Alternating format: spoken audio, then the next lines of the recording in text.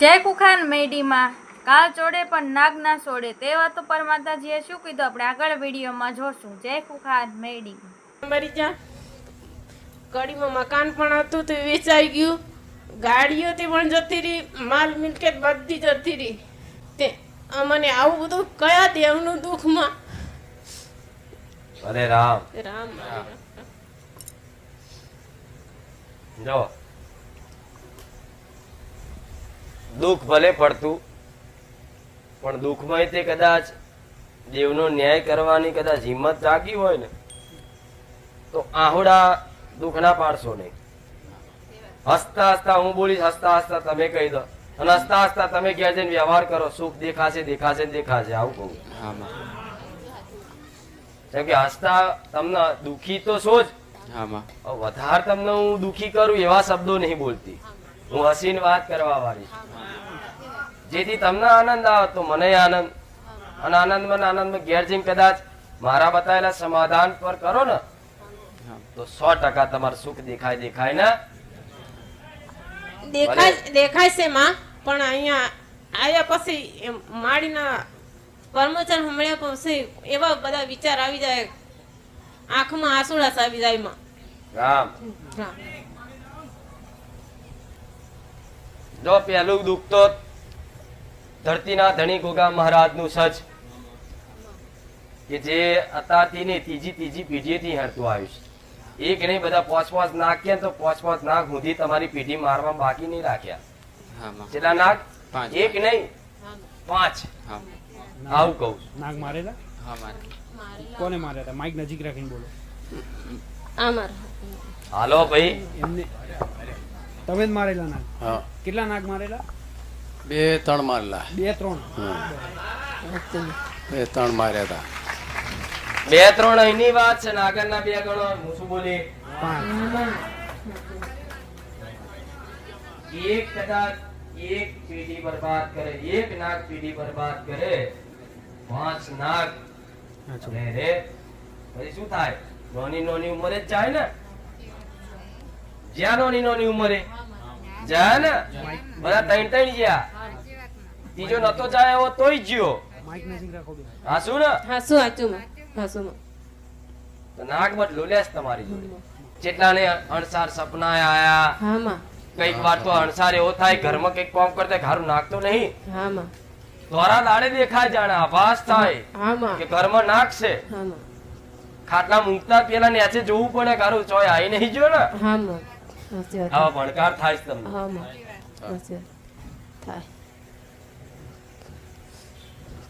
તો નાગનું તો આટલું બધું દુઃખ હોય, હું ગમે તેટલી માતા બતાવીશ, શું મારા આશીર્વાદ ફળશે ખરા? હા કે ના? નહીં ફળે. સમ નહીં ફળે. આ તમારું કર્મ નડસ. આ થડ કહેવાય, મેન થડ કહેવાય. એથી આ ડારા પોદરા પોખડા કહેવાય. અહીં જે થયું હોય એ બધું લાગુ પડે. પણ બધા ભેગા થઈને અનાવતી એ જાતે બધા ભેગા થઈને જો કદાચ માફી પસ્તાવ કરી લે ને તો મહારાજ રાજી થઈ જાય ને તો સુખ ચોય આગું નહીં. આવું કહું છું.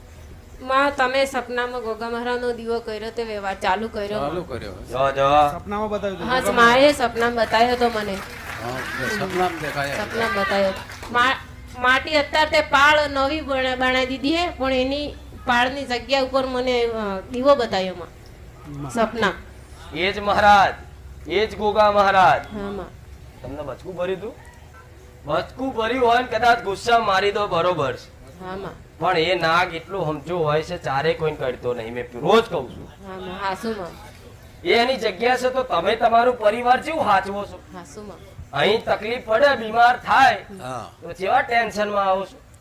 તો એનું પરિવાર નહીં હોય, એના બાળ બચ્ચા નહીં હોય, તો એનું ઘર તમે તમારું આજ કદાચ સરકાર દબાણમાં ઘર તોડી નાખે તો તમે કોર્ટમાં કેસ લડવા જાઓ કે નહીં?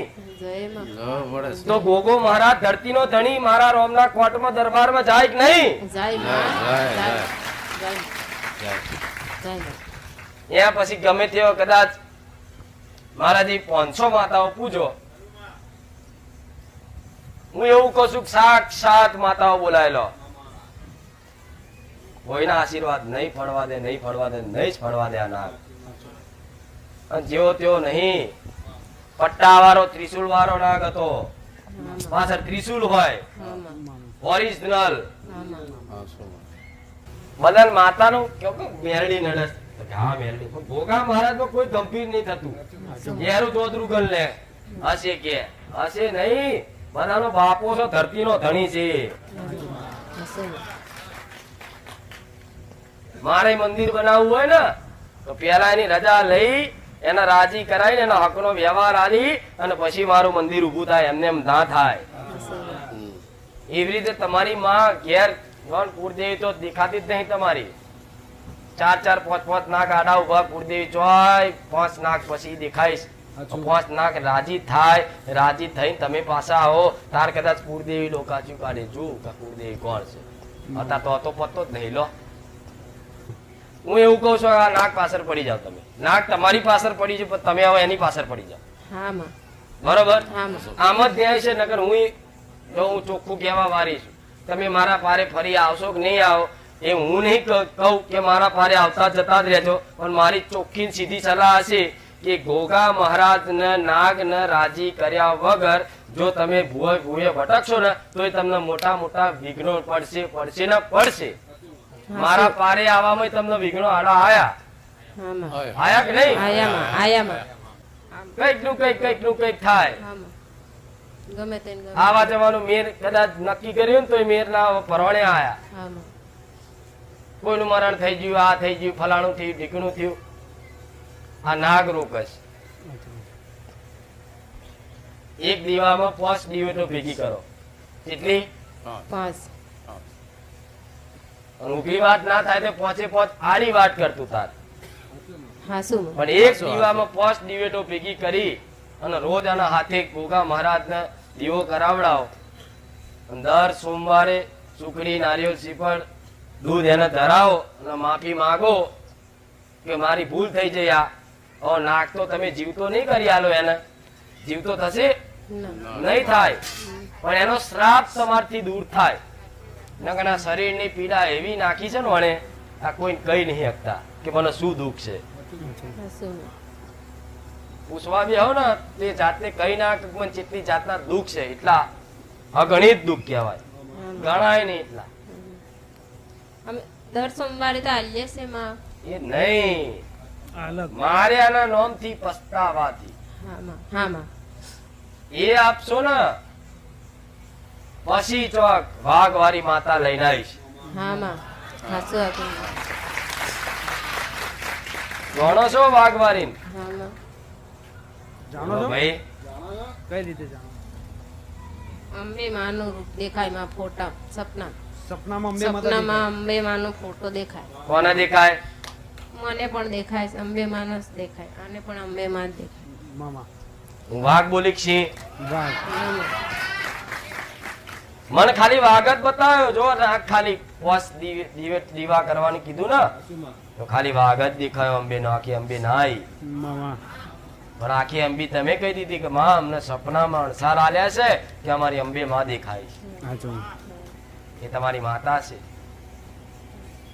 પણ આ ના ગાડો આવે છે. પ્રવીણભાઈ ક્યાંથી આવવાનું? બોમ્બેથી. બોમ્બેથી.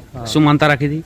મેં માતાજીની બાધા રાખી હતી કે મારી જે દુકાન થઈ જાય ને એને હેવી મેટલ થઈ જાય કે માતાજી જ મારી સોલ્વ કરી છે. કે જે વસ્તુ નતું થવાનું મુમકિન એ વસ્તુ થઈ ગયું મારું. શું થયું? મારે મતલબ દુકાનને પાછળ એક બીજા જણ પૈસા આલવાના હતા. પછી માતાજી મેં એવું કીધું કે મારી જોડે તો પૈસા નહીં ભાવ. પછી અમે મારા દુકાનવાળા એવું કીધું કે પૈસાની જરૂર નહીં, હું તો એમને દુકાન ચલાવવા દઉં. એટલે પેલા પૈસાની માંગણી કરતા હતા એમ, પણ તમે માતાજીની માનતા રાખી એ પછી એમને પૈસાની માંગણી કરી નહીં, તમને એમને એમ દુકાન ચલાવવા માટે આપી દીધી. એટલે તમારી જે મનની ઈચ્છા હતી એ પૂરી થઈ. પૂરી કરી. બરોબર. આજે મારે એના પૈસા આલવાના હતા, એ પૈસા થઈ ગયા. પૈસા થઈ ગયા. કેટલા પૈસા આપવાના હતા? 5 લાખ રૂપિયા. 5 લાખ. એટલે એની સગવડ નથી તમારી જોડે, પણ તમે માનતા રાખી માતાજીની, તો 5 લાખ રૂપિયાની સગવડ થઈ ગઈ. કયા માતાજીની માનતા રાખી હતી તમે? તમારું નામ? મનીષા. શું માનતા માની હતી? માનતા એ રાખી હતી મારા પપ્પાને પેટમાં બહુ દુખાવો ઉપડી ગયો હતો ને. કેટલા વર્ષથી? ઘણા ટાઈમથી નતો પણ એ અચાનક બહુ વધારે થઈ ગયું. હા. તો મેં માનતા રાખી ખૂંખાર મેલીમાં કે એ મેલીમાં મારી મારા પપ્પાને દુખાવો મટી જાય ને તો હું ગેટેથી દંડવટ કરતી કરતી આવીશ તમારા કોર્ટે. પછી તે સારું થઈ ગયું. તમારા પપ્પાને હા જે અસહ્ય દુખાવો હતો હા અત્યારે થોડું થોડું દુખે પણ અત્યારે સારું થઈ ગયું. એટલે સારું થઈ ગયું, હા પણ જે તકલીફ વધારે હતી એ ઓછું થઈ ગયું. એ તમે માનતા માની હા કે હું આ રીતના માનતા કરીશ પણ મારા પપ્પાને સારું કરી દો, સારું થઈ જાય. પછી સારું થઈ ગયું. સારું થઈ ગયું. એટલે આજે માનતા પૂર્ણ કરવા માટે આજે આવી. માનતા પૂરી કરી. ક્યાંથી આવ્યા છો હું પન્નાળાથી આવીશ. અને તમારું નામ? મનીષાબેન. મનીષાબેન. રામ રામ. રામ રામ.